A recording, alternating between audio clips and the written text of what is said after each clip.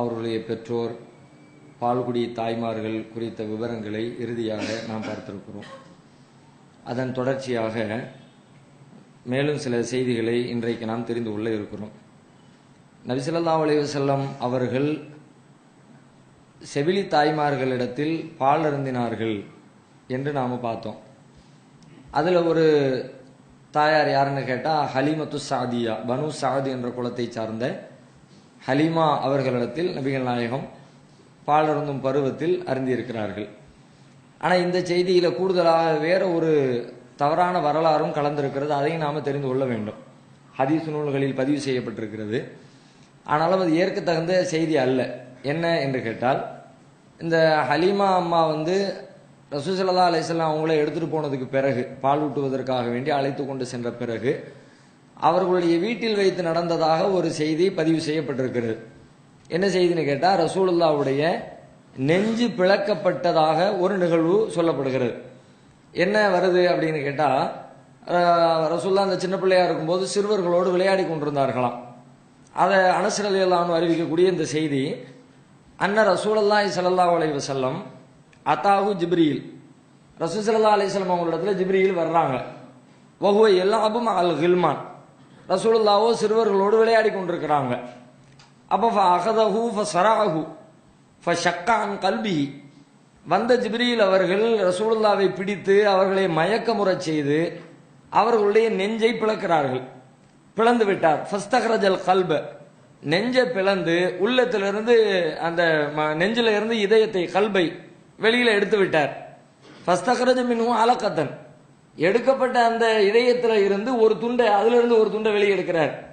எடுத்துட்டு கால ஹாதா ஹல்லு ஷைத்தானி மின்க, இதுதான் உங்களிடம் உள்ள ஷைத்தானுடைய பங்கு, அதை நான் நீக்கிட்டேன், உள்ள இருந்து உன்னை எடுத்து போட்டுட்டு இது ஷைத்தானுடைய பங்கு, அது தூக்கியாச்சு என்று அவர்கள் சொல்லுகிறார்களாம். சும்ம கஸலஹு ஃபீ தஸ்திம் மின் தஹபின் பிமாய் ஜம்ஸம், அத்தோடு மட்டும் இல்லாமல் அவர்கள் ஒரு தங்க தாம்பாளத்தில் ஜம்சம் தண்ணீரை வைத்து எடுக்கப்பட்ட அந்த இதயத்தை கழுவுகிறார்களாம். கழுவி விட்டு சும்ம லஅமஹு சும்ம அஆதஹு ஃபீ மகானிஹி, பிறகு அந்த இதயத்தை ஒன்றிணைத்து அதை உள்ளுக்குள்ள வைத்து ஏற்கனவே இருந்த மாதிரி அதை சரி செய்து விட்டார்கள். வஜால் கில்மானு யஸ்அலூன இலா உம்மி, உடனே அங்கே விளையாண்டுகிட்டு இருந்த சிறுவர்கள் எல்லாம் வேக வேகமா தாயிடத்துல ஓடி போறாங்களாம். ஓடி போய் இன்ன முஹம்மதன் கது குத்தில, முகமது கொல்லப்பட்டுட்டாரு, முகமது கொண்டுட்டாங்க, நெஞ்ச அறுத்தது மாதிரி பார்த்தா அப்படித்தானே சொல்லுவாங்க, முகமது கொண்டுட்டாங்க அப்படின்னு பிள்ளைங்க போய் சொன்னாங்களாம். உடனே அங்கிருந்து அவங்க ஓடி பார்த்தா ரசூலுல்லாஹ் நிறம் மாறிய நிலையில் அப்படியே நின்று கொண்டிருந்தார்கள் என்ற ஒரு செய்தி ஹதீஸ் நூல்களில் பதிவு செய்யப்பட்டிருக்கிறது. பல காரணங்களினால் இந்த செய்தி ஏற்புடையது அல்ல. ஏன் அப்படின்னு கேட்டா, முதல்ல ரசூல் ஸல்லல்லாஹு அலைஹி வஸல்லம் அவர்கள் சிறு வயதிலேயே இப்படியெல்லாம் நிகழ்ந்திருக்கும் என்று சொன்னால் அவங்க சின்ன வயசுலேயே நபியாக ஆயிட்டாங்கன்ற கருத்து இதுக்குள்ள மறைஞ்சிருக்கிறது. அதனால தானே இந்த மாதிரியான அற்புதங்கள்லாம் அவங்களுக்கு நிகழ்வதாக வருது.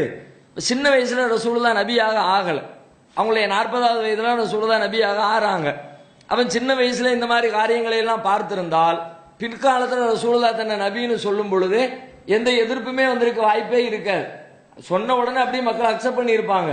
ரசூலுல்லாஹ் சின்ன வயசுல ஒரு சாதாரண பிள்ளையா தான் இருந்திருக்கிறாங்களே தவிர அவங்க ஒரு அற்புத குழந்தையாகவெல்லாம் இருக்கல.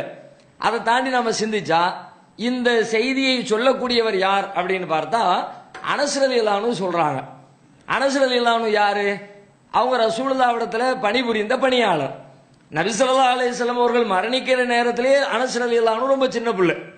அப்ப ரசூலுல்லாஹ் மரணிக்கிற நேரத்திலே சின்ன பிள்ளையா இருந்த ஒருத்தருக்கு ரசூல் ஸல்லல்லாஹு அலைஹி வஸல்லம் பிறக்கிற நேரத்து நிகழ்வு எப்படி தெரியும்? தெரிஞ்சிருக்க வாய்ப்பே இல்லை. அப்படி ஒருவேளை தெரிந்து கொள்வதாக இருந்தால் எப்படி தெரிஞ்சுக்கலாம்? யாரிடம் இருந்தால் கேட்டு தெரிந்து கொள்ளலாம். ரசூலுல்லாஹ் காலத்தில் வாழ்ந்தவங்கள்ட்ட இருந்து அவர் சொன்னாரு, இவர் சொன்னாரு, ஹலீமா அம்மா சொன்னாங்க, அப்படி சொன்னாலாவது சரி ஒரு கேட்டு சொல்றாருன்னு சொல்லலாம். இது அப்படி சொல்லலை, இவரே பார்த்த மாதிரி சொல்றார். அன்ன ரசூலுல்லாஹி ஸல்லல்லாஹு அலைஹி வஸல்லம் அத்தாஹு ஜிப்ரீல், ரசூலுல்லாஹ் இடத்துல ஜிப்ரீல் வந்தார்கள். இவரே பார்த்தால் எப்படி அறிவிப்பார்களோ அது போலவே அந்த அறிவிப்பினுடைய வாசகங்கள் அமைந்திருக்கிறது. அப்ப அந்த வகையில் பார்க்கிற பொழுதும் இவர் பிறக்காத காலத்திலே நடந்த நிகழ்வை இவர் சொல்வதை நாம ஏற்றுக்கொள்ள முடியாது. அல்லது ரசூல் ஸல்லல்லாஹு அலைஹி வஸல்லம் சொல்ல கேட்டேன், பெரும்பாலும் ஹதீஸ்கள் அப்படித்தான் அறிவிப்பாங்க. சமஅத்து ரசூலுல்லாஹி ஸல்லல்லாஹு அலைஹி வஸல்லம் யகூல், ரசூல் ஸல்லல்லாஹு அலைஹி வஸல்லம் அவர்கள் சொல்ல நான் கேட்டேன், அப்படியாவது அறிவிப்பு வரணும். அந்த மாதிரி இதுல வாசகம் இல்லை. அவராக சொல்கின்ற இந்த கூற்றை ஒரு சிறுவருடைய கூற்றை, அவர் அறியாத காலத்தில் நடந்த ஒரு கூற்றை நாம ஒரு சரியான செய்தியாக எடுத்துக்கொள்ள முடியாது. ஒண்ணு. ரெண்டாவது, நீங்க இதுல சிந்திச்சா அதுல இருந்து ஷைத்தானுடைய பங்கை நீக்கிட்டோம். அப்ப உள்ளத்துக்குள்ள வந்து ஷைத்தானுடைய தன்மை என்பது மாறி உருவாக்கப்படுது. ஷைத்தானுடைய பங்கு என்பது பொருளாது, உடம்புல இருக்கிற ஒரு உறுப்பாது. அந்த உறுப்பை நீக்கிட்டு இப்ப ஆபரேஷன் பண்ணி உடம்புல எனக்கு நீக்கிட்டாங்கன்னா ஷைத்தானுடைய பங்கு நீங்கிடுச்சு அப்படியே அர்த்தம் கொள்ள முடியும். இதயத்தையே நீக்கிட்டு வேற என்னமோ வச்சு பண்றாங்கன்னு வச்சுக்குவோம் ஒரு பேச்சுக்கு. அப்படின்னா ஷைத்தானுடைய பங்கு போயிடுச்சுன்னு சொல்ல முடியுமா? ஷைத்தான் என்பவன் நாடி நரம்புகளில் உணர்வுகளில் கலந்திருக்கிறவன். ரசூலுல்லாஹ் என்ன சொன்னாங்க? இன்ன ஷைத்தான எஜ்ரி மினல் இன்சானி மஜ்ரத்தம். ஷைத்தான் ரத்த நாளங்களில் எல்லாம் ஓடிக்கொண்டிருக்கிறான். அப்ப அதுல இதயத்தில் இருக்கிற ஒரு துண்டத்துக்கு போட்ட உடனே ஷைத்தானுடைய பங்கு போயிடுச்சு என்று சொல்லுகிற செய்தியும் கூட ஷைத்தானை பற்றி என்னென்னவெல்லாம் குர்ஆன்ல சொல்லப்பட்டிருக்கிறதோ, அவனுடைய பண்பு என்ன, அவன் எப்படி செய்வான், என்னென்ன மாதிரி செய்வான், அதுக்கு எதிராக இருக்கிறது. அவன் மறைந்து இருந்து கொண்டு உள்ளத்திற்குள்ளே தப்பான எண்ணங்களை தூண்டுவான். அப்படித்தான் அவனுடைய பணி இருக்கிறது. அவ இந்த செய்தி அதற்கு முரணாகவும் இருக்கிறது. அதை தாண்டி மேலும் சிந்திச்சா ரசூல் ஸல்லல்லாஹு அலைஹி வஸல்லம் அவங்களோட இப்ப உள்ள இருந்து தூக்கி போட்டாச்சு இல்ல, அப்ப அவங்கள்ட்ட ஷைத்தான் இருக்க கூடாது இல்ல. ஆனா ரசூலுல்லாஹ்வுடைய வாய்மொழி என்ன வருதுன்னு கேட்டா, என்னிடத்திலையும் ஷைத்தான் இருக்கிறான் அப்படி ரசூலுல்லாஹ்வே நேரடியா வாக்குமூலம் கொடுக்குறாங்க. ஒரு தடவை ரசூல் ஸல்லல்லாஹு அலைஹி வஸல்லம் இரவு நேரத்துல வீட்டை விட்டு ஆயிஷா நாயியோட இருக்கிறாங்க. அவங்க ஆயிஷா நாயி வீட்டுல இருந்து வெளியில போறாங்க. வெளியில போனா ஆயிஷா நாய்க்கு ரோஷம் வருது. ஏன்னா பல மனைவியர்கள் இருக்கிற நேரத்துல இரவு நேரத்தில் ரசூலுல்லாஹ் வெளியே போறாங்கன்னா அப்ப நம்மளை விட்டுட்டு வேற மனைவி இடத்துல போறாங்களோ, இயற்கையில 2 மனைவி இருக்கும் பொழுது அந்த உணர்வு வரும் தானே.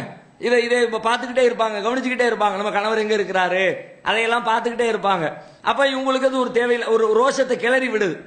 ரசூலுல்லாஹ் திரும்ப வந்து சந்திக்கிற நேரத்துல ரோஷத்தை வெளிப்படுத்தினா என்ன ரொம்ப ரோஷப்படுறீங்களா, என்ன செய்தி அப்படின்னு ரசூலுல்லாஹ் கேட்கும் பொழுது ரசூலுல்லாஹ் கேட்கிறாங்க, அந்த வார்த்தையை பாருங்க, அக்கது ஜாக்கி ஷைத்தானுக்கி, உன் ஷைத்தான் உங்ககிட்ட வந்துட்டானா அப்படிங்கிறாங்க. அவங்களுடைய பேச்சு ஸ்டைல எல்லாம் பார்த்துட்டு நல்ல பிள்ளை தானே, இப்ப என்ன ஷைத்தான் மாதிரி பேசுற, ஷைத்தான் உங்ககிட்ட வந்துட்டானா, உன் ஷைத்தான் உங்ககிட்ட வந்துட்டானா அப்படிங்கிறாங்க. உடனே ஆயிஷா நாயகி சொல்றாங்க, காலத்து யாரும் சொல்லலாம், அவன் மாதிரியே ஷைத்தானும், ஏன்னா என்கிட்ட ஷைத்தான் இருக்கானா, என்ன சொல்றிய? இப்ப நம்மளே வீட்டுல மாதிரி சண்டை போடுற நேரத்துல பேசணும்னு வச்சுக்குவோம், என்ன ஷைத்தான் மாதிரினா அவ்வளவுதான், அது இன்னும் கொஞ்சம் ஷைத்தான் தானே கூடி போயிடும் இந்த வார்த்தையை பயன்படுத்தினாலே. அப்ப என்ன பார்த்து ஷைத்தான்னு சொல்லிட்டாரு அப்படின்னு அதுவே பெரிய பஞ்சாயத்தாகி அது மேட்டு ஓடிடும். ஷைத்தான்னு சொன்னது திரும்ப பஞ்சாயத்துல ஓடிட்டு இருக்கும். அந்த மாதிரி இங்க ரசூலுல்லாஹ்வுடைய வீட்லயும் அதே மாதிரி நடக்கு. அவன் ஐயே ஷைத்தான், என் கூட ஷைத்தான் இருக்கானா, என்ன சொல்லுதியே அப்படின்னு. உடனே ரசூலுல்லாஹ் கால நாம், ஆமா ஷைத்தான் இருக்கிறான், உன் கூடயும் ஷைத்தான் தான் இருக்கிறான், இல்லெல்லாம் கிடையாது, என் கூட ஷைத்தான். உடனே அடுத்து கேட்கிறாங்க, ஓ மகக்குள்ள இன்சானின், அப்ப எல்லாரு கூடயும் ஷைத்தான் இருக்கானோ, என் கூடயும் ஷைத்தான் இருக்கிறான்னா எல்லா மனிதர்களோடும் ஷைத்தான் இருக்கிறானோ, கால நாம், ஆமா எல்லாரும் கூடயும் இருக்கிறான் அப்படிங்கிறாங்க ரசூலுல்லாஹ். அப்பமும் விடல ஆயிஷா நாயகி. அப்படின்னா மகக்க ரசூலுல்லாஹ் உங்க கூட இருக்கானோ, என்கிட்ட இருக்கான், எல்லாட்டையும் இருக்கான், நீங்க சொல்லி உங்கள்கிட்ட இருக்கானோ. அப்பமும் ரசூலுல்லாஹ் சொல்றாங்க, கால நாம் என்னோடும் இருக்கிறான், ஆமா இருக்கத்தான் செய்யறான். ரசூலுல்லாஹ் வந்து தன்னை ஒரு புனிதராக காட்டிக்கொள்ளல தானே, தன்னை மனித தன்மையை விட்டு அப்பாற்பட்டவராக காட்டிக்கொள்ளல தானே. அவங்க ஒரு மனிதராக இருந்து மனித இயல்புகளோடு வாழ்ந்து மனித உணர்வுகளோடு வாழ்ந்து விட்டு சென்ற ஒரு சரித்திர நாயகர். அப்ப ரசூலுல்லாஹ் யதார்த்தத்தை உண்மையை சொல்றாங்க, கால நாம், ஆமா என்னோடும் இருக்கிறான் சொல்லிட்டு கூடுதலா என்ன செய்ய சொல்றாங்க, வலாக்கில் ரப்பி ஆனனி அலைஹி, ஆனா என்ன, அவன் விஷயத்தில் என் இறைவன் எனக்கு உதவி செய்திருக்கிறான். ஹத்தா அஸ்லம, அதனால அவன் கொஞ்சம் கண்ட்ரோலா இருப்பான், நமக்கு கீழே கட்டுப்பட்டு இருப்பானே தவிர அல்லாஹ்வுடைய உதவி எனக்கு கொஞ்சம் கூடுதலா கிடைக்கிறது என்பதை தாண்டி என்னோடு ஷைத்தான் இருக்கிறானா இல்லையா என்று கேட்டால் என்னுடனும் இருக்கத்தான் செய்கிறான் அப்படின்னு ரசூல் ஸல்லல்லாஹு அலைஹி வஸல்லம் ஒப்புதல் வாக்குமூலம் தருகிறார்கள். இந்த செய்தி ஆயிஷா நாயகி அறிவிக்கக்கூடிய இந்த ஹதீஸ் முஸ்லிமில் 5422வது ஹதீஸாக பதிவு செய்யப்பட்டிருக்கிறது. அத்தோடு மட்டுமில்லாமல் குர்ஆனிலேயும் ரசூலுல்லாஹ் பார்த்து சில அறிவுரைகளை அல்லாஹ் சொல்றான். என்ன சொல்றான் அப்படின்னா, வகுர் ரப்பி அஊது பிக மின் ஹமஸாத்தி ஷயாத்தீன், நீங்க என்னிடத்துல துவா செய்யுங்க, அல்லாஹ் சொல்லி கொடுக்குறான். குல் நபியே சொல்வீராக, ரப்பி என் இறைவா, அஊது பிக உன்னிடத்திலே நான் பாதுகாவல் தேடுகிறேன், மின் ஹமஸாத்தி ஷயாத்தீன், ஷைத்தான்களுடைய தூண்டுதல்களில் இருந்து உன்னிடத்திலே நான் பாதுகாப்பு தேடுகிறேன் என்று நீங்கள் சொல்லுங்கள்.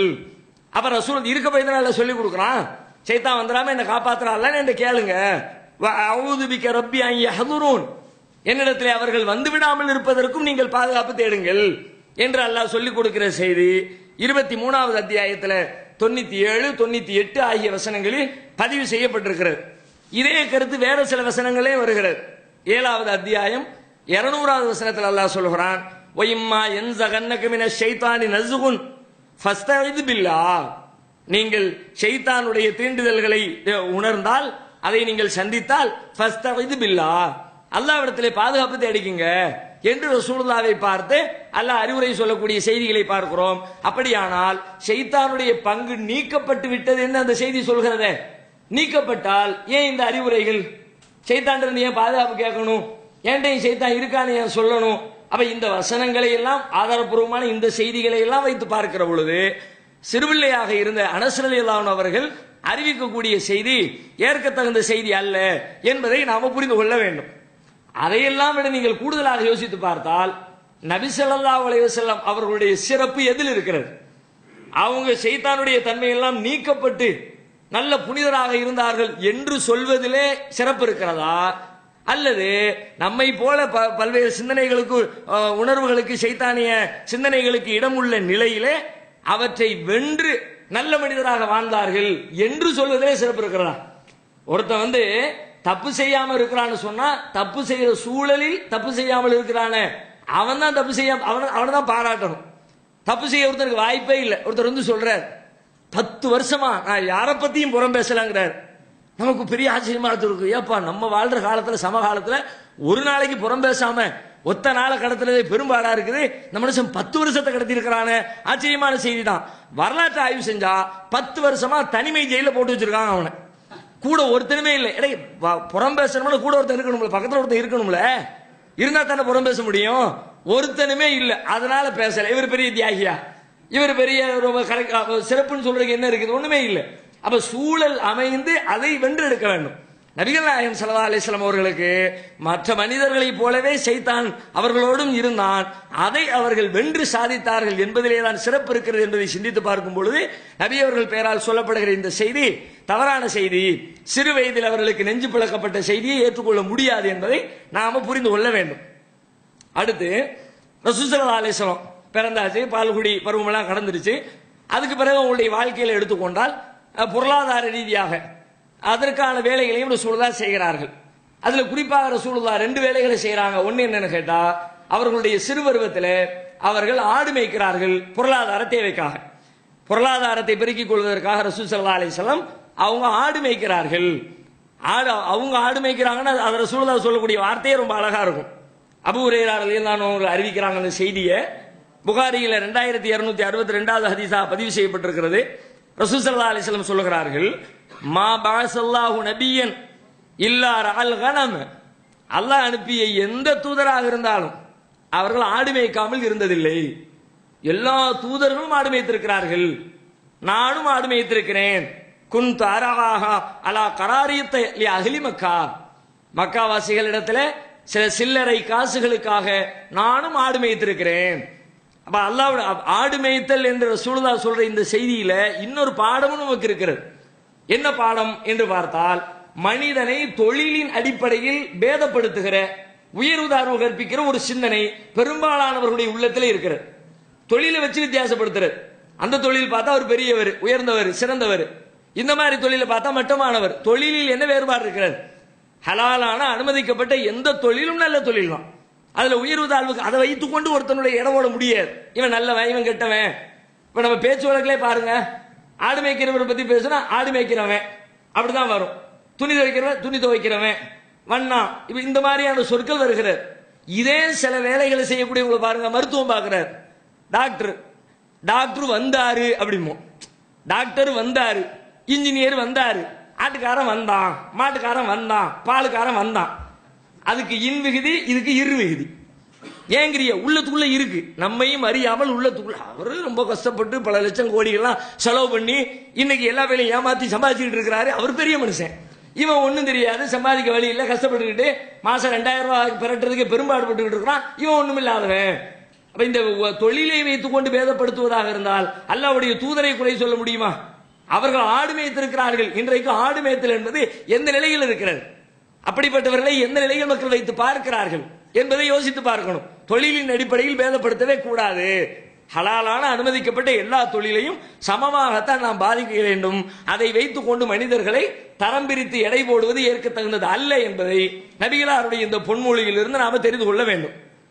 அடுத்த ரசூலுல்லாஹ் என்ன பண்றாங்கன்னா, வெளியூர் பயணம் செய்து வணிகம் செய்து பொருள் ஈட்டுகிறார்கள். அவங்களுடைய பெரிய தந்தையோடு பக்கத்தில் இருக்கிற ஷாம் சிரியாவுக்கு செல்கிறார்கள். அங்க போன்று பொருட்களை கொடுத்து வாங்கி பண்டமாற்று வியாபாரம் பார்த்து அந்த வழியாக ரசூல் ஸல்லல்லாஹு அலைஹி வஸல்லம் அவர்கள் பொருள் ஈட்டுகிற வேலைகளை செய்கிறார்கள். அதுலேயும் ஒரு செய்தி, ஒரு ஒரு ஏற்றுக்கொள்ள முடியாத ஒரு தவறான வரலாற்று செய்தி கலந்திருக்கிறது. ரசூலுல்லாஹ் சிரியாவுக்கு போனாங்க, அங்க போய் வியாபாரம் செஞ்சாங்கன்னு வருது இல்ல. இப்ப சிறு வயசுல அவங்களுடைய பெரிய தந்தையோடு ரசூல் ஸல்லல்லாஹு அலைஹி வஸல்லம் சிரியாவுக்கு சொல்லும் பொழுது அங்க ஒரு பெரிய பாதிரியாரை பார்த்தாங்களாம். பஹீரா என்ற பேரில் ஒரு பாதிரியார் ஒருத்தர் இருந்தாராம். அவர் என்ன பண்ணினாரா, ரசூலுல்லாஹ் பார்த்த உடனே ஹதீஸ் நூல்களிலே பதிவு செய்யப்பட்டிருக்கிறது. என்ன சொல்றாரு அப்படின்னா, ஹாதா சையதுல் ஆலமீன், கூட்டம்லாம் அங்கிருந்து வர்றாங்க. வந்த உடனே இவர் நேரம் கூட்டத்துக்குள்ள நுழைஞ்சு ரசூலுல்லாஹ்வுடைய கையை பிடிச்சி கையை குலுக்கிக்கிட்டு அவர் சொன்னாராம், ஹாதா சையதுல் ஆலமீன், இதோ அகிலத்தாருடைய தலைவர் இதோ இருக்கிறார். ஹாதா ரசூல் ரப்பில் ஆலமீன், அகிலங்களுடைய இரட்சகனின் தூதர் இதோ இருக்கிறார். இபஅஸுல்லாஹு ரஹ்மத்தல் லில் ஆலமீன், அகிலத்தாருக்கு அருட்கொடையாக அல்லாஹ் இவரை அனுப்புவான் அப்படின்னு அவர் கையை பிடிச்சி ரசூலுல்லாஹ்வுடைய கையை பிடிச்சிக்கிட்டு சின்ன வயசுல நபி ஆகிறதுக்கு முன்னாடி 10-11 சாதாரண நிலையில் இருந்த பொழுது ஒருத்தர் இந்த மாதிரி சொன்னார், வேதம் படிச்ச ஒருத்தர் இந்த மாதிரி சொன்னாரு என்ற ஒரு செய்தி பரவலாக பேசப்படுகிறது. ஹதீஸ் நூல்களிலும் பதிவு செய்யப்பட்டிருக்கிறது.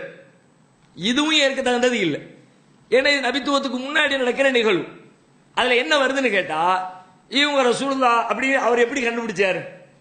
ரசூலுல்லாஹ் சின்ன வயசுல இருக்கிற ரசூலுல்லாஹ்வை எப்படி கண்டுபிடிச்சாரு?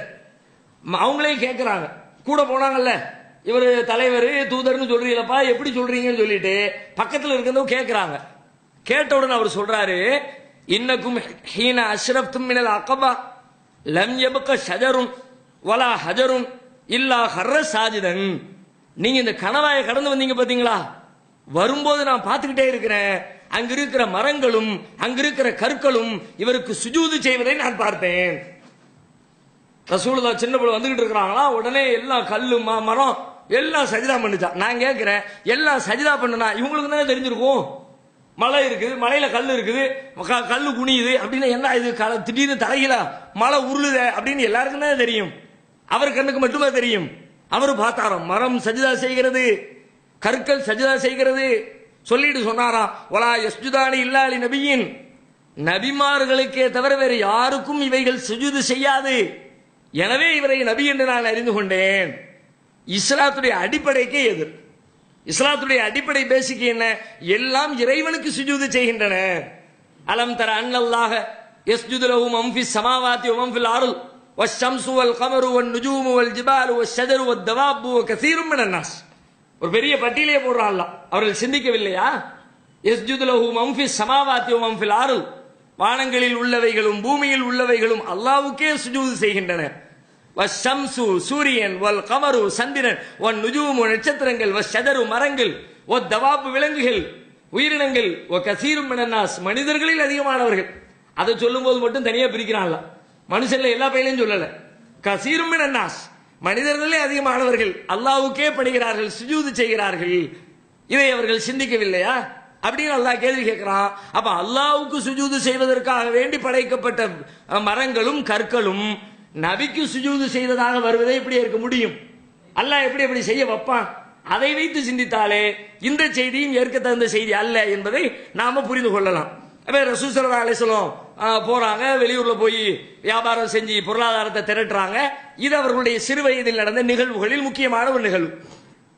அதை விட ரசூல் ஸல்லல்லாஹு அலைஹி வஸல்லம் நபித்துவத்துக்கு முன்னாடியே எல்லா வகையான நற்பண்புகளோடும் அவர்கள் வாழ்ந்திருக்கிறார்கள்.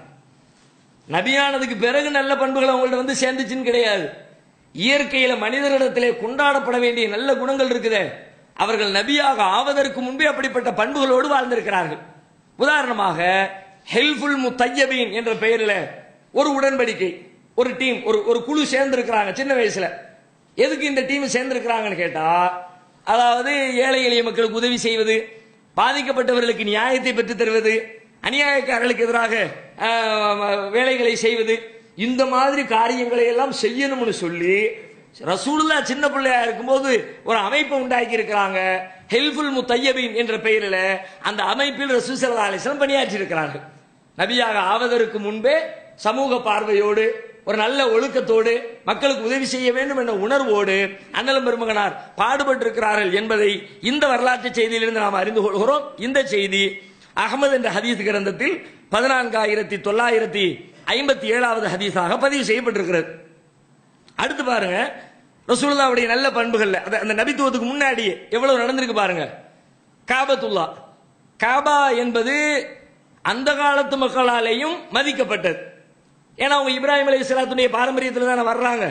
இப்ராஹிம் நபி கட்டிய அந்த பள்ளிவாசல்ல கொள்கையை மறந்து விட்டாலும், வழிபாடுகளை மாற்றி விட்டாலும், காபாவின் மீது இருக்கிற பாசத்துல மட்டும் குறைவே கிடையாது. அது ரொம்ப மரியாதையா வச்சிருப்பாங்க, அதை நேசிப்பாங்க, அதுக்கு எந்த கேடுகள் வந்துடக்கூடாது, அதுல ரொம்ப அக்கறை காட்டுவார்கள். அந்த அடிப்படையில் காபாவை நபிகள் நாயகம் சிறுவராக இளைஞராக இருக்கிற பருவத்தில் அதை புனர் நிர்மாணம் செய்யக்கூடிய பணி ஒன்று நடக்கிறது. காபாவை சரி சீரமைக்கணும், சீரமைப்பு பணி நடக்கிறது. அல்லாஹ்வுடைய தூதர் அவர்கள் தன்னையும் அந்த பணியில இணைத்துக் கொள்கிறார்கள். அறிவிக்கிறார்கள், ஜாபிர் பின் அப்துல்லாஹ் ரலியல்லாஹு அன்ஹு அவர்கள் அறிவிக்கிறார்கள், அன்ன ரசூலுல்லாஹி ஸல்லல்லாஹு அலைஹி வஸல்லம் கான யன்குலு மகஹுமுல் ஹிஜாரத்தலில் கஅபா, காபாவுடைய கட்டுமானத்திற்காக நபிகள் நாயகம் ஸல்லல்லாஹு அலைஹி வஸல்லம் அவர்கள் கற்களை சுமந்து கொண்டு சென்றார்கள். கல்லை தூக்கிட்டு போய் அவங்களே தோல்ல வச்சு தூக்கிட்டு போய் காபா கட்டுமான பணிகளில் தன்னையும் பங்களிப்பு செய்திருக்கிறார்கள். இது அவர்களுடைய நபித்துவத்திற்கு முன்னால் நடந்த ஒரு நிகழ்வு. அத்தோடு மட்டும் இல்லாம அந்த காபாவுல வேறு 2 நிகழ்வு நடக்கிறது. காபா கட்டுமான பணியிலேயே ரசூலுல்லாஹ்வுடைய பெரிய தா அப்பாஸ், ரசூலுல்லாஹ் கல்லை தூக்கிட்டு போய்கிட்டு இருக்கிறாங்க. கல்லை எப்படி தூக்கிட்டு போயிட்டு இருக்கிறாங்க? தோல்ல வச்சுக்கிட்டு கல்லை தூக்கிட்டு போய்கிட்டு இருக்கிறாங்க. பெரிய தாப்பனார் பார்த்துட்டு, புள்ள ரொம்ப சிரமப்பட்டுக்கிட்டு போறானே, வெறுந்தோல்ல போட்டு கல்லை தூக்கி வச்சுட்டு போறானே, தோல் அழுத்துமே அப்படின்ட்டு ரசூலுல்லாஹ் பார்த்து சொல்றாங்க, ஏன்பா வெறுந்தோல்ல போற, வேஷ்டி உடுத்திக்கிட்டு இருக்கல, வேஷ்டி அவுத்து தோல்ல வச்சுக்க, அதுக்கு மேல தூக்கி கல்லை வச்சுக்க அப்படின்னு ரசூலுல்லாஹ்வுக்கு அறிவுரை சொல்றாங்க. ஏன்னா நம்ம ஆரம்பத்திலே பார்த்தோம், அந்த சமூகத்தை பொறுத்த வரைக்கும் வெக்கம், மானம், சூடு, சொரணை அதெல்லாம் எந்த லெவல்ல இருந்துச்சுன்னு தெரியும். காபத்துல்லாவில் வந்து நின்றுட்டு தவாப் செய்யும்போது எப்படி செய்வாங்க? எல்லாத்தையும் களைச்சு போட்டு வந்து நிற்பாங்கல்ல. ஆம்பளை பொம்பளை கூடுற இடத்திலேயே அவங்களுக்கு ஆடைகளை குறித்து அக்கறை இருக்காதுன்னா, கல்லு தூக்கும் போது ஆடையில அக்கறை இருக்குமா? சான்ஸே இல்லை. அது மாதிரி அப்பாஸ் வந்து சொல்றாங்க, எதுக்கு போட்டு நீ சிரமப்பட்டுக்கிட்டு இருக்கிற, வேஷ்டி அவுத்து தோள்பட்டையில வச்சுக்க அப்படின்னு வச்சு பெரிய தகப்பனார் சொன்ன உடனே சின்ன பிள்ளை வேற வழி இல்லை செய்யணுமே சொல்லிவிட்டு ரசூலுல்லாஹ் வேஷ்டி அவுத்து தூக்கி தோல்ல வச்சுட்டாங்க. சின்ன வயசுல வச்ச உடனே ரசூல் ஸல்லல்லாஹு அலைஹி வஸல்லம் இந்த வெட்க உணர்வுல, ரசூலுல்லாஹ் மிஞ்ச ஆளு கிடையாது, வெட்கத்துல இப்படி நம்ம நிர்வாணமா இருக்கிறோமே, எந்த சமூகத்துல பாருங்க, எல்லாருமே வெட்கங்கட்ட நிலையில இருக்கும் பொழுது இதை ஒரு பெரிய செய்தியாகவே எடுத்துக்கொள்ளாத மக்கள் மத்தியில ஆடையை அவிழ்ப்பதை, கீழ் ஆடையை அவிழ்ந்து அம்மனமாக நிற்பதை நபிகள் நாயகம் ஸல்லல்லாஹு அலைஹி வஸல்லத்தால் தாங்கிக் கொள்ள முடியாமல் அந்த நிமிஷமே அப்படியே மயக்கமடிச்சு கீழே விழுந்துட்டாங்க. சொல்லிட்டு சொல்றாங்க, அந்த ஒரு தடவையை தவிர அண்ணலம் பெருமகனார் அதன் பின்பு தன்னுடைய வாழ்க்கையில் எந்த கட்டத்திலேயும் நிர்வாணமாக இருந்ததில்லை. மக்கள் மத்தியிலே வெளிப்படுகிற எந்த சூழலிலும், அவசியமற்ற எந்த தருணங்களிலும் நபி ஸல்லல்லாஹு அலைஹி வஸல்லம் அவர்கள் நிர்வாணமாக இருந்ததே கிடையாது. இதுவும் ரசூலுல்லாஹ்விடம் இருந்து அந்த வெட்க குணத்தை நமக்கு நபியாக ஆவதற்கு முன்பு, அல்லாஹ் பாடம் நடத்துறதுக்கு முன்னாடியே ரசூலுல்லாஹ்விடத்தில் இப்படிப்பட்ட ஒரு நல்ல குணம் இருந்திருக்கிறது என்பதை இந்த செய்தியிலிருந்து நாம் அறிந்து கொள்கிறோம். அதே காபாவில் இன்னொரு நிகழ்ச்சி நடக்கிறது. காபா கட்டுமானம்லாம் நடந்து வண்டி ஓடிக்கிட்டு இருக்கு. ஹஜருல் அஸ்வத் கல் இருக்கிறது. ஹஜருல் அஸ்வத் கல் காபால இன்னைக்கு இருக்குதானே. இந்த ஹஜருல் அஸ்வத் கல் ரொம்ப புனிதமான கல் என்று நம்பப்படுகிறது. சொர்க்கத்து கல் என்று அன்றையிலிருந்து சொல்லப்படுகிறது. அப்போ அதை யார் தூக்கி அந்த இடத்துல வைக்கிறது, அது ஒரு பெரிய பொறுப்பாக நினைக்கிறாங்க, ஒரு பெரிய அந்தஸ்து. இன்னைக்கு கூட கோவில்கள்ல பாருங்க, இந்து மதத்தினுடைய வழிபாட்டு தலங்கள்ல எல்லாம் சில குறிப்பிட்ட காரியத்தை செய்யறதுக்கு சில குடும்பங்கள் இருப்பாங்க. நாங்க தான் செய்வோம், ஊருக்கு பெரிய குடும்பம், அவங்க வந்த பிறகுதான் இந்த காரியத்தை அரங்கேற்றணும் அப்படிலாம் செய்வாங்க தானே. அந்த மாதிரி ஹஜருல் அஸ்வத் கல்லை தூக்கி வைப்பது யார் இப்படின்னு ஒரு விவாதம் ஓடு. ஆளுக்கு சண்டை போடுறாங்க, நாங்க தான் வைப்போம். முடிவு வர்ற மாதிரி தெரியல. உடனே அங்கிருந்து ஒரு முடிவுக்கு வர்றாங்க, எப்பா இது பிரச்சனை முடிகிற மாதிரி தெரியல, நமக்கு இடையில ஒரு நடுவர் ஒருத்தர் உண்டாக்கி வச்சுக்குவோம், அவர் என்ன சொல்றாரோ அந்த பேச்சின் அடிப்படையில் முடிவெடுத்துக்குவோம். நீ தான் வைக்கணுங்கிற, நான் தான் வைக்கணுங்கிற, 2 பேருக்கும் இல்லாத பொது ஆளை தீர்ப்பு சொல்லிடுவோம் அப்படின்னு ஒரு முடிவு எடுக்கிறாங்க. சரி, யாரை வைக்கிறது அப்படின்னா யாரை வைக்கிறதுன்னு சொல்ல முடியல. ஒரு திசையை கை காட்டி இந்த திசையில இருந்து யாரு முதல்ல வர்றான்னு பார்ப்போம், வர்றவர் கையில பொறுப்பை ஒப்படைச்சிருவோம் அப்படின்னு முடிவெடுக்கிறாங்க. சொல்றாங்க அவ்வளவு ரஜுலின் எத்தலியோ மினல் ஃபஜ், இந்த பகுதியிலிருந்து வரக்கூடிய முதலாவது எந்த மனிதர் வருகிறாரோ அவரிடத்திலே பொறுப்பை ஒப்படைத்து விடுவோம் அப்படின்னு சொல்லிட்டு அந்த திசையை பார்த்து கொண்டிருக்கிறார்கள். ஃபஜாஅன் நபியு ஸல்லல்லாஹு அலைஹி வஸல்லம், நபிகள் நாயகம் ஸல்லல்லாஹு அலைஹி வஸல்லம் அந்த பகுதியிலே வருகிறார்கள். ஃபகாலு அதாக்குமுல் அமீன், இருக்கிற மக்கள் எல்லாம் சொல்கிறார்கள், இதோ உங்களிடத்திலே நம்பிக்கைக்குரியவர் வந்து விட்டார், அமீன் வந்து விட்டார், அமீன் வந்து விட்டார். எல்லாருக்கும் சந்தோஷம், எல்லாரும் திருப்திப்படுகிற மாதிரி. வேற யாராவது வந்திருந்தா திரும்ப சண்டை ஆரம்பிச்சிருக்கும். அவன் உங்க ஆளு வந்திருக்கான் முடியாதுன்றான். ரசூலுல்லாஹ் வந்த உடனே எல்லா டீமும் ஒத்துக்குச்சு. எல்லாரும் என்ன சொல்றாங்க, அமீன் நம்பிக்கைக்குரியவர், அவர் சொன்னா கரெக்டா இருக்கும் அப்படின்னு சொல்லிட்டு ரசூலுல்லாஹ் இடத்துல பிரச்சனையை சொல்றாங்க. ரசூல் ஸல்லல்லாஹு அலைஹி வஸல்லம் அவர்கள் நபித்துவத்திற்கு முன்பே ஒரு மிகப்பெரிய சிக்கலை, சமூக சிக்கலை, சமூகங்களுக்கு இடையில அடித்துக் கொண்டு வெட்டக்கூடிய ஒரு சூழலை ரொம்ப சர்வ சாதாரணமாக அற்புதமான ஒரு எளிமையான தீர்வை சொல்லி பிரச்சனைக்கு தீர்வு காணுகிறார்கள். எப்படி தீர்வு காணுகிறார்கள்? ரசூலுல்லாஹ் ஒரு பெரிய துண்டை விரிக்கிறாங்க, விரிச்சு ஹஜ்ருல் அஸ்வத் கல்ல தூக்கி வைக்கிறாங்க. அந்த துண்டை எல்லாரும் சேர்த்து பிடி, எல்லாரும் சேர்ந்து துண்டை தூக்குறாங்க. யார் யாரெல்லாம் ஹஜ்ருல் அஸ்வத் தூக்கி வைக்கணும்னு போட்டி போட்டாங்களோ எல்லாரும் ஆளுக்கு ஒரு பக்கமா துண்டை பிடிக்கிறார்கள். இப்ப எல்லாருக்கும் என்ன சந்தோஷம், நான் தான் தூக்குனேன், எல்லாரும் தூக்கியாச்சு. எல்லாரும் தூக்கி கோரசா ஹஜ்ருல் அஸ்வத் தூக்கப்படுகிறது. நபிகள் நாயகம் தன் கரத்தால் தூக்கி அந்த இடத்திலே, சம்பந்தப்பட்ட இடத்திலே கல்லை வைத்து அந்த பிரச்சனைக்கு முற்றுப்புள்ளி வைக்கிறார்கள். இது நபிகளாருடைய வாழ்வில் நடந்த மிக முக்கியமான ஒரு நிகழ்ச்சி. இந்த செய்தி அஹ்மதிலே 14957வது செய்தியாக பதிவு செய்யப்பட்டிருப்பதை பார்க்கிறோம். இது அடுத்து இந்த ஹஜ்ருல் அஸ்வத் சொல்றதுனால அதுல கூடுதலா இன்னொரு செய்தியும் தெரிஞ்சுக்கணும். ஹஜ்ருல் அஸ்வதை பொறுத்த வரைக்கும் ஹதீஸ் நூல்கள்ல நிறைய செய்திகள், அறிவிப்புகள் வருகிறது. பெரும்பாலும் அது சம்பந்தமாக வரக்கூடிய அதிகமான அறிவிப்புகள் பலவீனமான செய்திகளாக தான் இருக்கிறது. உதாரணமா திருமதியில் வரக்கூடிய ஒரு செய்தி நீங்க பாத்தீங்கன்னா, ஹஜ்ருல் அஸ்வத் கல்லு அது சுவர்க்கத்திலிருந்து வந்த கல்லு, பாலை விட ரொம்ப வெண்மையாக அந்த கல் இருந்தது. ஆதம் நபியுடைய பாவத்தினால் அந்த கல் இன்றைக்கு கருப்பாகி விட்டது அப்படின்னு ஒரு செய்தி வருகிறது. இதுவும் பலகீனமான ஒரு செய்தி தான், ஏற்க தகுந்தது இல்லை.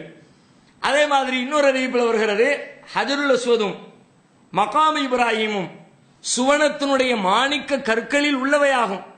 சுவனத்து மாணிக்க கல்லில் உள்ளது. உலகத்தில் உள்ள மாணிக்க கல்லே ரொம்ப சூப்பரா இருக்கு. அப்படின்ற பட்சத்தில் சுவனத்து மாணிக்க கல் என்ற ஒரு வாசகத்தை பயன்படுத்தப்படுகிறது. மாணிக்க கற்களில் உள்ளதாகும் சொல்லிட்டு சொல்றாங்க, இது பிரகாசமாக ஒளி வீசிக் கொண்டிருந்தது. அந்த ஒளியை அல்லாஹ் மங்க செய்து விட்டான். மங்க செய்யாமல் அல்லாஹ் இருந்திருந்தால் அதிலிருந்து எழக்கூடிய ஒளி கிழக்கு மேற்கு என அனைத்து பகுதிகளிலும் பிரகாசமாக ஜொலித்துக் கொண்டிருந்திருக்கும். அல்லாஹ் அந்த ஆற்றலை எடுத்து விட்டான் என்று ஒரு செய்தி பதிவு செய்யப்பட்டிருக்கிறது. இதுவும் அறிவிப்பாளர் தொடர் மற்ற செய்திகளை வச்சு பார்க்கும் பொழுது பலகீனமான ஹதீஸாக தான் இருக்கிறது. இப்படி அது சம்பந்தமாக வரக்கூடிய பல அறிவிப்புகள் பலகீனமாக இருந்தாலும் ஒரு செய்தி, அஹ்மதிலே இடம்பெறக்கூடிய ஒரு செய்தி இருக்கிறது, அல் ஹஜருல் அஸ்வது மினல் ஜன்னா, ஹஜருல் அஸ்வது சுவர்க்கத்துக்கு அல்லாஹும். அது எப்படி இருந்துச்சு, வெள்ளையா இருந்துச்சா, கருத்து போச்சா, மனிதர்கள் தொட்டதுனால், அந்த விஷயம்லாம் கிடையாது. இந்த செய்தி ஆதாரபூர்வமா இருக்கிறது. அல் ஹஜருல் அஸ்வது மினல் ஜன்னா, ஹஜருல் அஸ்வது ஜன்னத்தில் உள்ள கல்லாகும் என்று ரசூல் ஸல்லல்லாஹு அலைஹி வஸல்லம் சொன்ன செய்தி அஹ்மதுல 13944வது ஹதீஸாக பதிவு செய்யப்பட்டிருக்கிறது. அதை நாம் ஏற்றுக்கொள்ள வேண்டும். அதுல இன்னொன்னு என்னன்னு கேட்டா, இந்த ஹஜ்ருல் அஸ்வத் கல்ல கூட இப்ப பாத்தீங்கன்னா ஒரு ஒரு வெள்ளி கோப்பையை ஒண்ணு இப்படி சுத்தி வச்சு அது உள்ளதான் கல்லு வச்சிருக்கிறாங்க. சாதாரண ஆரம்பத்தில் இந்த கல் இருந்தது, சும்மா தான் இருந்துச்சு, கல்லா தான் அப்படி வச்சிருந்தாங்க. பிற்காலத்துல தான் இந்த வெள்ளி கோப்பையெல்லாம் போடுற அந்த ஸ்டைல் எல்லாம் பின்னாடி வந்துச்சு. ரசூலுல்லாஹ்வுடைய மௌத்துக்கு பிறகு அப்துல்லாஹ் இப்னு ஜுபைர் ரலியல்லாஹு அன்ஹு அவர்கள் ஆட்சி செய்து கொண்டிருக்கிறார்கள். அந்த நேரத்தில் கஅபாவை இடித்து விட்டு புனர் நிர்மாணம் செய்யக்கூடிய வேலைகள் நடக்கிறது. அப்துல்லாஹ் இப்னு ஜுபைர் ரலியல்லாஹு அன்ஹு அவர்களுடைய காலத்திலே நடக்கிறது. அப்போ கஅபாவை இடிக்கும் போது ஹஜ்ருல் அஸ்வத் கல்லை எடுத்தா கல்லு ரெண்டா உடைஞ்சு போயிடுச்சு. ரெண்டா உடைஞ்சு கல்லு வந்துருச்சு.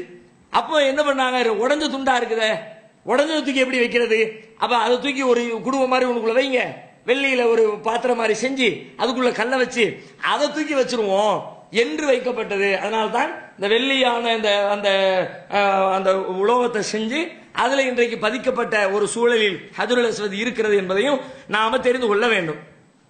அடுத்து ரசூல் ஸல்லல்லாஹு அலைஹி வஸல்லம் அவங்களுடைய இந்த இளமை பருவம் இப்படி போய்கிட்டே இருக்குது. அதுக்கிடையில ரசூலுல்லாஹ்வுக்கு திருமணம் ஆகிறது. திருமணம் யாரை திருமணம் செய்யறாங்க? முதலாக அன்னை கதீஜா ரலியல்லாஹு அன்ஹா, அந்த மக்காவிலேயே ஒரு செல்வ செழிப்பாக நிலையில் வாழ்ந்து கொண்டிருந்த அன்னை கதீஜா நாயகி அவர்களை நபிகள் நாயகம் ஸல்லல்லாஹு அலைஹி வஸல்லம் மணமுடிக்கிறார்கள். மணமுடிக்கிற பொழுது நபிகளாருடைய வயது 25, கதீஜா ரலியல்லாஹு அன்ஹா அவர்களுடைய வயதை பொறுத்தவரை அதிலே கருத்து வேறுபாடுகள் இருக்கிறது. என முந்திய நிகழ்வு தானே, துல்லியமாலாம் இல்லை. சில அறிவிப்பாளர்கள், சில வரலாற்று ஆசிரியர்கள் சொல்கிறார்கள் 30 வயதிலே திருமணம் செய்தார்கள். ரசூலுல்லாஹ்க்கு 25 வயசா இருக்கும் பொழுது கதீஜா நாயகிக்கு வயசு 30 என்கிறார்கள். இன்னும் சில பேர் சொல்கிறார்கள் 35 என்கிறார்கள். இன்னும் சில பேர் சொல்கிறார்கள் 40 என்கிறார்கள். பரவலாக அதிகமான வரலாற்று ஆசிரியர்கள் 40 வயதிலே தான் நபிகள் நாயகத்துக்கு, கதீஜா நாயகத்துக்கு திருமணம் நடந்தது என்று சொல்லுகிறார்கள். இது ஒரு வரலாற்று செய்தி. கதீஜா நாயகி திருமணம் ஆயிடுச்சு. திருமணம் ஆனதுக்கு பிறகு அல்லாஹ் அவர்கள் வழியாக குழந்தைகளை கொடுக்குறான். அவங்க வழியாக மட்டும்தான் ரசூலுல்லாஹ்வுக்கு குழந்தையை கொடுத்தான். வேற எந்த அவங்க வேற பல மனைவியர்களை திருமணம் செய்திருந்தாலும் அவர்களுக்கு குழந்தை பாக்கியம் என்பதை கதீஜா நாயகி வழியாக மட்டும்தான் இருந்துச்சு. வேற யார் வழியாகவும் எல்லாம் அவங்களுக்கு குழந்தையை கொடுக்கல. குழந்தைகள் எத்தனை குழந்தைங்க கதீஜா நாயகி வழியாக ரசூலுல்லாஹ்வுக்கு இருந்துச்சு அப்படின்னு பார்த்தா, பெண் குழந்தைகள் விஷயத்துல சர்ச்சையே இல்லை. ஏன்னா நபித்துவத்துக்கு முந்தின நிகழ்வுங்கிறதுனால நம்மளால துல்லியமா சொல்ல முடியல. பெண் குழந்தைகள் விஷயத்தில் சர்ச்சை இல்லை. ஏனென்றால் நபிகள் நாயகத்தினுடைய பெண் மக்கள் எல்லாம் நபிகள் நாயகம் நபியாக ஆகி இஸ்லாத்தை வளர்ந்த பிறகு பின்னாடி மதீனாவுடைய வாழ்க்கையில எல்லாருமே மரணிக்கிறாங்க.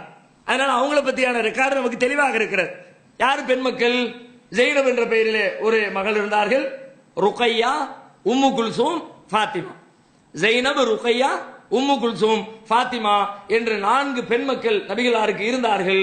3 மக்கள் நபிகளார் வாழுகிற காலத்திலே, ரசூலுல்லாஹ்வுடைய முதிய பருவத்தில் 50 வயசு 55 வயசுக்கு மேல 3 பேர் மரணிச்சிட்டாங்க. ஜெயினப் இறந்துட்டாங்க, ருக்கையா இறந்துட்டாங்க, உம்மு குல்சூம் இறந்துட்டாங்க ரசூலுல்லாஹ் வாழுகிற காலத்திலே. ஃபாத்திமா ரலியல்லாஹு அன்ஹா அவர்கள் மட்டும் நபிகள் நாயகம் மரணித்து ஒரு 6 மாதம் கழித்து மரணித்தார்கள். இது ரசூலுல்லாஹ்வுடைய பெண் மக்களை பற்றிய செய்தி. ரசூலுல்லாஹ்வுடைய ஆண் பிள்ளைகள் என்ன, எத்தனை பேரு, யாரு என்று கேட்டால், காசிம் என்ற பெயரில் ஒரு குழந்தை இருந்திருக்கிறது. அவங்க சின்ன வயசுல இறந்துட்டாங்க. காசிம் என்ற பெயரில் ரசூலுல்லாஹ்வுக்கு ஒரு ஆம்பளை பிள்ளை இருந்துச்சு, சின்ன வயசுல இறந்துருச்சு. அதனால ரசூலுல்லாஹ்வுக்கு ஒரு பட்டப்பேர் கூட உண்டு, அபுல் காசிம், காசிமுடைய தந்தை. இப்படி ஒரு பட்டப்பேர் ரசூலுல்லாஹ்வுக்கு உண்டு. அதனால தான் ரசூலுல்லாஹ் ஒரு தடவை கடை வீதியில போய்கிட்டு இருக்கும்போது ஒருத்தர் இன்னொருத்தர் பார்த்து அபுல் காசிம் கூப்பிட்டுக்கிட்டு இருப்பாரு. ரசூலுல்லாஹ் கன்ஃபியூஸ் ஆயிருவாங்க, நம்மள தான் கூப்பிடுறாரு போல இருக்குது அப்படின்னு நினைச்சுக்கிட்டு திரும்பி பார்த்தா அவர் வேற ஆளை கூப்பிட்டுக்கிட்டு இருப்பார். அவர் ரசூலுல்லாஹ் சொல்லுவாங்க, என் பேரை வச்சுக்கோங்க, என் பட்ட பேரை வைக்காதீங்க, அபுல் காசிம்ன்ற இந்த பேரை இப்போதைக்கு வச்சுக்காதீங்க, குழப்பமா இருக்குல்ல அப்படின்லாம் ரசூலுல்லாஹ் சொன்னாங்க. அதுல இருந்து நமக்கு என்ன விளங்குதுன்னு கேட்டா, காசிமுடைய தந்தை என்று ரசூலுல்லாஹ்வுக்கு பெயர் இருந்திருக்கிறது. எனவே நபிகளாருக்கு காசிம் என்ற பெயரில் ஒரு மகன் இருந்திருக்கிறான். சிறு வயதிலேயே அவர்கள் மரணித்து விட்டார்கள் என்பது தெரிகிறது. அடுத்த ரசூலுல்லாஹ்வுக்கு அப்துல்லா என்ற பெயரில் ஒரு மகன், அப்துல்லா, தையிபு, தாஹிரு என்ற பெயரில் மேலும் 3 ஆண் மக்கள் இருந்ததாக சில வரலாற்று ஆசிரியர்கள் எழுதுகிறார்கள். வேறு சிலர் என்ன சொல்றாங்கன்னா, அப்துல்லா மட்டும்தான். இந்த அப்துல்லாவுக்கு தையிபு, தாயிரு என்ற புனை பெயர்கள் இருந்துச்சு, பட்டப்பெயர் இருந்துச்சு என்று சொல்கிறார்கள். இதுலேயும் நம்மால் ஒரு தீர்க்கமான முடிவுக்கு வர முடியல. இந்த தகவல் வரலாற்றிலே பதிவு செய்யப்பட்டிருக்கிறது. இது ஆண் மக்கள். ரசூலுல்லாஹ் ஒரு அடிமை பெண் இருந்தாங்க, மாரியத்துல் கிப்தியா என்ற பெயரில் ஒரு அடிமை பெண் இருந்தாங்க. இந்த அடிமை பெண் வழியாக இப்ராஹிம் என்ற பெயரிலே ஒரு குழந்தை பிறந்தது. அந்த குழந்தையும் சிறுவையிலே இறந்து விட்டார். நம்ம கூட பரவலா ஒரு செய்தி கேள்விப்பட்டிருப்போம். ரசூலுல்லாஹ் அந்த சூரிய கிரகணம் ஏற்பட்ட நாளில் தன்னுடைய மகன் இறந்திருப்பாங்க. ரசூலுல்லாஹ் வந்து சொல்லுவாங்க, அல் ஐனு ததுமு வல் கல்பு யஹ்ஸுனு வ இன்னா லி ஃபிராகிக யா இப்ராஹிம் லமஹ்ஸூனூன். கண்கள் கண்ணீர் வடிக்கிறது, உள்ளம் வேதனையால் விம்முகிறது. இப்ராஹிமே, உன்னுடைய பிரிவால் நாங்கள் மிகுந்த கவலையாக இருக்கிறோம் என்று ரசூல் ஸல்லல்லாஹு அலைஹி வஸல்லம் அவர்கள் பேசினார்கள். மக்கள் எல்லாம் இன்றைக்கு இப்ராஹிம் இறந்த காரணத்தினால், ரசூலுல்லாஹ்வுடைய மகன் இறந்த காரணத்தினால தான் சூரிய கிரகணம் ஏற்பட்டிருக்கிறது என்று பேசிக் கொண்டார்கள். ரசூலுல்லாஹ் வந்து அதை கண்டித்தார்கள். இது எல்லாமே மாரியத்துல் கிப்தியா என்ற அடிமை பெண் வழியாக பிறந்த அந்த குழந்தையை பற்றி பேசப்படுகிற செய்தி. அந்த அடிப்படையில் ஜைனப், ருக்கையா, உம்மு குல்சூம், ஃபாத்திமா என்ற பெண்மக்கள் ஹாசிம் என்ற பெயரிலே ஒரு மகன், இப்ராஹிம் என்ற பெயரில் அடிமை பெண்ணுக்கு பிறந்த பிள்ளை, அப்துல்லா என்ற பெயரில் இருந்திருக்கிறார்கள், தையிபு தாகிர் என்ற பெயரில் இருந்திருக்கவும் கூடும், அதற்குரிய சாத்தியக்கூறுகளும் இருக்கிறது என்று வரலாற்று ஆசிரியர் சொல்லுகிறார்கள். இது நபிகளாருடைய பிள்ளைகளை பற்றிய வரலாற்று செய்திகள். குழந்தை திருமணம் முடிஞ்சிச்சு, குழந்தை பேரு. அதற்கு பிறகு ரசூல் ஸல்லல்லாஹு அலைஹி வஸல்லம் அவர்களுடைய 40வது வயதை நெருங்குகிறார்கள். 40 வயது நெருங்குகிற பொழுது அவர்களுக்கு சில அறிகுறிகள் தென்பட ஆரம்பிக்கிறது. உலகத்தின் மீது ஒரு வகையான வெறுப்பு வருகிறது. மக்கள் எல்லாம் நடந்து கொள்கிற காரியங்களை பார்க்கிறார்கள். மக்களுடைய சிலை வணக்கத்தை, இன்னபிற தவறுகளை, இதையெல்லாம் பார்த்து ரசூலுல்லாஹ்வுக்கு வெறுப்பா இருக்கிறது. என்ன செய்யறாங்க? இதெல்லாம் வணக்கத்திற்குரிய பொருட்கள் இல்லையே.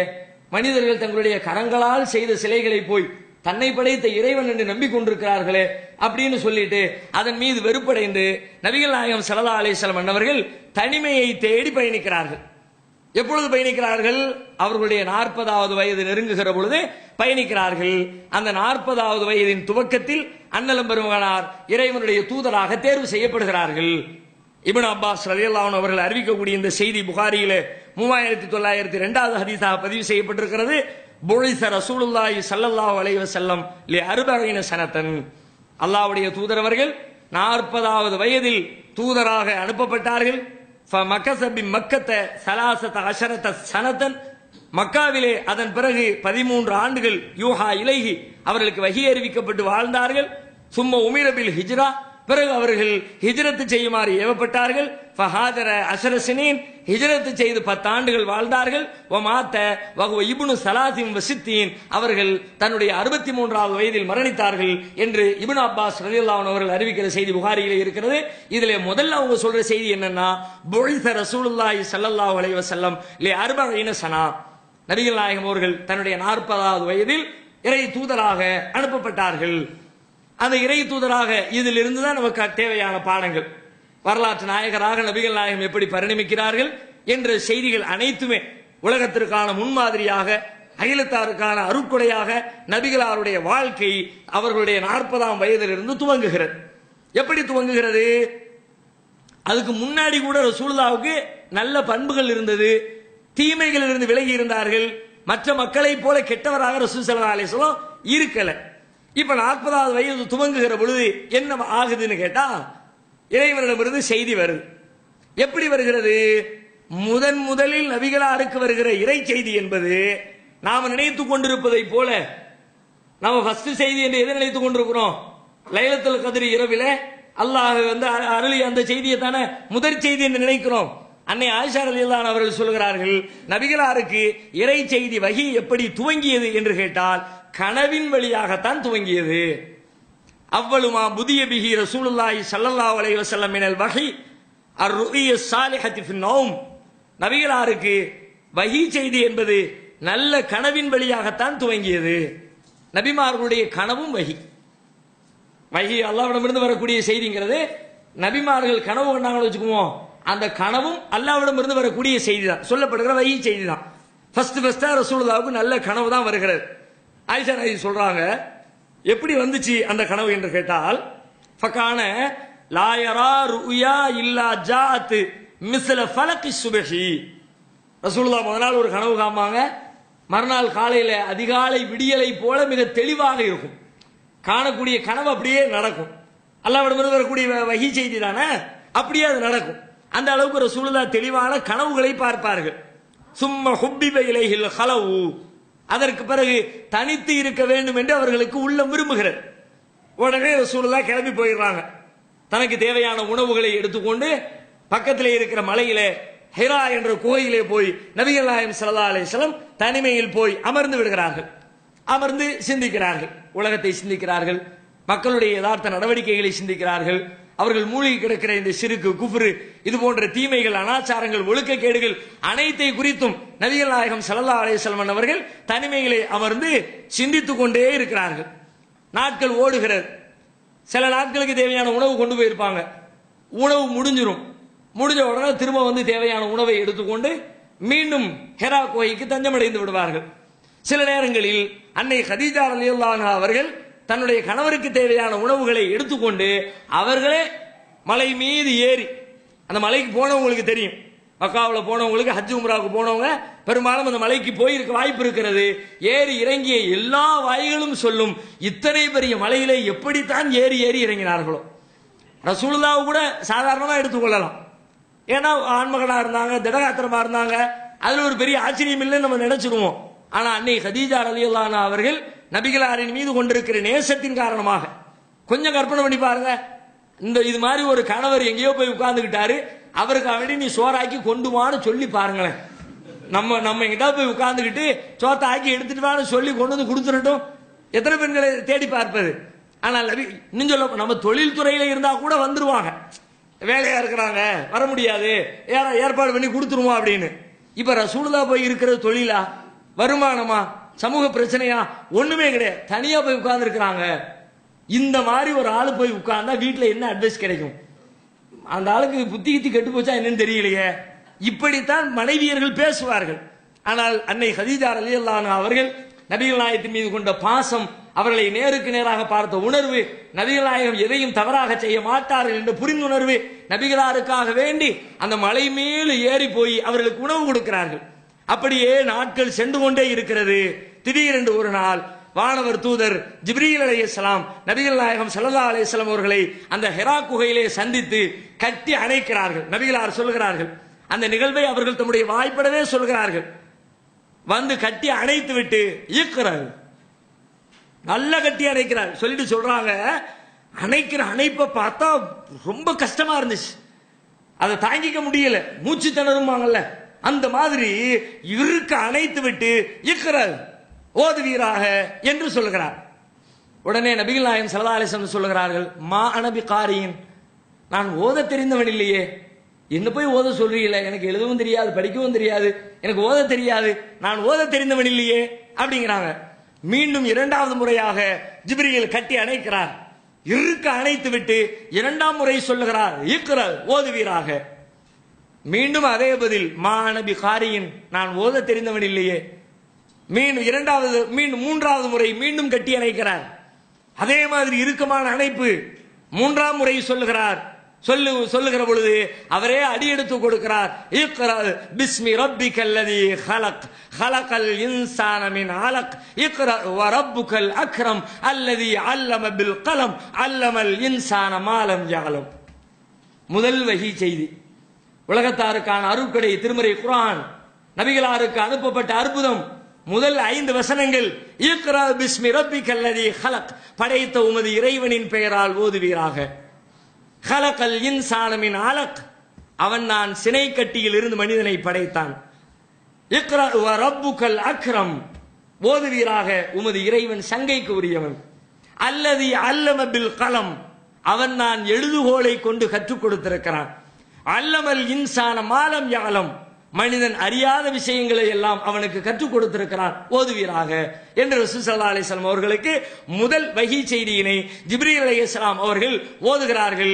ஓதி முடித்து ஜிப்ரீல் அங்கிருந்து அகன்றவுடனே அண்ணலம் பெருமகனார், வந்தது யார், ஏன் வந்தார், என்ன நடந்தது என்பது குறித்த சிந்தனை எதுவுமே தெரியாமல் தனக்கு ஏதோ நேர்ந்து விட்டதோ என்று நினைத்துக் கொண்டு அஞ்சி நடுங்கியவர்களாக ஓடோடி வருகிறார்கள். நடுக்கம் என்று சொன்னால் உடலிலே ஒரு வகையான நடுக்கம். ஒரு குளிர் காய்ச்சல் வந்துச்சுன்னா போத்துங்க அப்படி சொல்லுவோம்ல, அந்த மாதிரியான நடுக்கம். ரசூலுல்லாஹ்வுக்கு காய்ச்சலே வந்துருச்சு போல இருக்கு. அந்த மாதிரியான ஸ்டைல்ல நபிகள் நாயகம் ஓடி வருகிறார்கள். வந்து சொல்கிறார்கள், ஜம்மிலூனி ஜம்மிலூனி, என்னை போர்த்துங்கள் என்கிறார்கள். அன்னை கதீஜா ரலியல்லாஹு அன்ஹா அவர்கள் நபிகளாரை போர்த்தி அவர்களை ஆசுவாசப்படுத்துகிறார்கள். நபிகளார் சொல்லுகிறார்கள், லக்கது ஹஷீத்து அலா நஃப்ஸி, எனக்கு ஏதோ நேர்ந்து விட்டதோ என்று நான் நினைக்கிறேன் என்று ரசூலுல்லாஹ் சொல்லுகிற பொழுது அன்னை கதீஜா ரலியல்லாஹு அன்ஹா அவர்கள் நபிகள் நாயகத்துக்கு ஆறுதல் சொல்கிறார்கள். உலகத்திலே இருக்கிற ஒவ்வொரு பெண்மணியும் தன்னுடைய கணவருக்கு, அவருக்கு கஷ்டமான சூழலில் எப்படிப்பட்ட ஆறுதலை சொல்ல வேண்டும் என்பதற்கான ஒரு அற்புதமான பாடத்தை அங்கே நடத்துகிறார்கள். நபிகளாரை பார்த்து சொல்கிறார்கள், கல்லா வல்லாஹி லா யுஹ்ஸீகல்லாஹு அபதா, இல்லை அல்லாஹ்வின் மீது ஆணையாக ஒருபோதும் அல்லாஹ் உங்களை இழிவுபடுத்த மாட்டான், உங்களுக்கு எந்த கேட்டையும் அல்லாஹ் தந்துவிட மாட்டான். ஏன், இன்னக லதஸிலுர் ரஹிம், நீங்கள் உறவுகளை சேர்ந்திருக்கிறீர்கள். வ தஹ்மிலுல் கல், இயலாத சுமைகளை, பிறருடைய சுமைகளை சுமக்கிறீர்கள். ஓ தக்சிபுல் மாதூம், இல்லாதவர்களுக்காக நீங்கள் உழைக்கிறீர்கள். நபிகளாருடைய 40 ஆண்டு கால வாழ்க்கையை 4 வார்த்தைகளில் சொல்லி முடிக்கிறார்கள். தக்சிபுல் மஅதூம், இல்லாதவர்களுக்காக நீங்கள் உழைக்கிறீர்கள். இந்த வார்த்தையை நல்ல ஒரு கணம் தனிமையில் உட்கார்ந்து யோசிச்சு பாருங்க. நாம் யாருக்காக உழைப்போம்? நமக்காக உழைப்போம், நம்முடைய பிள்ளைகளுக்காக உழைப்போம், நம்முடைய தேவைக்கு உழைப்போம். தேவை போக எஞ்சியதைத்தான் பிறருக்கு நாம் கொடுப்போம். அது குற்றமும் கிடையாது. ஆனால் நபிகள் நாயகம் தக்சிபுல் மஅதூம், இல்லாதவர்களுக்காக அவர்கள் உழைக்கிறார்கள். அடுத்தவங்களுக்கு கொடுக்கணுமே, அவன்கிட்ட இல்லையே, நான் உழைச்சு தர்றேன்பா. தக்சிபுல் மஅதூம், இல்லாதவர்களுக்காக நீங்கள் உழைக்கிறீர்கள். துக்ரிவுல் லைஃப், விருந்தினர்களை அரவணைக்கிறீர்கள், கண்ணியப்படுத்துகிறீர்கள். நவாயிபில் ஹக், சத்தியத்தின் பக்கம் நிற்கிறவர்களுக்கு நீங்கள் உதவி செய்கிறீர்கள். ஒரு ஆளுக்கு அவர் பக்கம் நியாயம் இருக்குன்னு தெரிஞ்சிச்சுன்னா பக்கபலமா நீங்க நிக்கிறீங்க. இப்படிப்பட்ட உங்களை இறைவன் இழிவுபடுத்துவானா? லா யுக்ஸீக அல்லாஹு அபதா, ஒருபோதும் அல்லாஹ் உங்களை இழிவுபடுத்த மாட்டான் என்று நபிகள் நாயகம் அவர்களுக்கு அன்னை ஹதீஜா ரலியல்லாஹு அன்ஹா அவர்கள் ஆறுதல் சொல்கிறார்கள். சொல்லி முடித்த பிறகு அடுத்த கட்டத்தை நோக்கி அழைத்து செல்கிறார்கள். அது குறித்த செய்திகளை இன்ஷா அல்லாஹ் நாளை தினம் பார்க்கலாம்.